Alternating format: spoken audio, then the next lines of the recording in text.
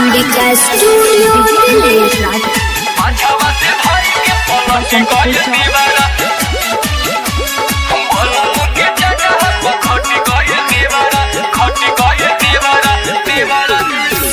चारू ओरी रहे सखी धप धप हरिया माजा कुल्ही ले लो सत के पजरिया। चारू ओरी रहे सखी धप धप हरिया माजा कुल्ही ले लो सत के पजरिया। छोड़ो से जवानी जग धगलो से मुग मेहरा बलम के जगह खट गइल दीवारा पाछवा से भाई के पलट गइल दीवारा। बलम के जगह खट गइल दीवारा पाछवा से भाई के पलट गइल दीवारा।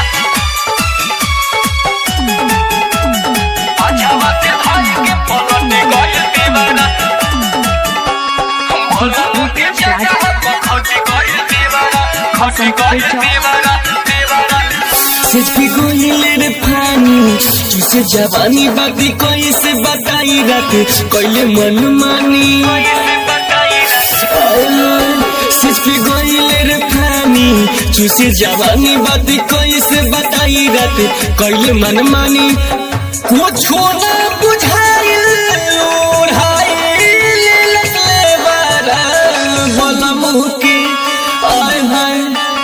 बलम के जगह खट गइल दीवारा पाछवा से धई के पलट गइल दीवारा।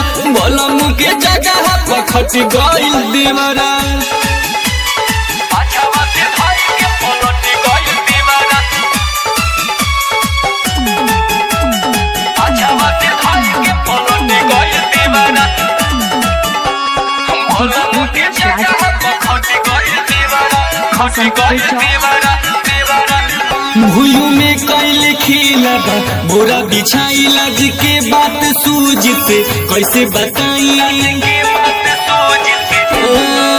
भूलू में कैले खेला बा बोरा बिछाई लाज के बात सूझते कैसे बताई। टाइगर मुकेश सागर भइल बा भवेहारा बलम के जगह खट गइल दीवारा पाछवा से धई के पलट गइल दीवारा। बलम के जगह खट गइल दीवारा। चारू ओरी रहे सखी धप धप हरिया माजा कुल्ही ले लो सत के पजरिया।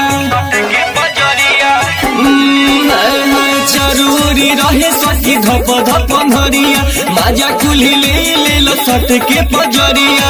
छोड़ो से जवानी जग धगलो से मुग मेहरा बलम के जगह खट गइल दीवारा पाछवा से धई के पलट गइल दीवारा। बलम के जगह खट गइल दीवारा। अंबिका स्टूडियो।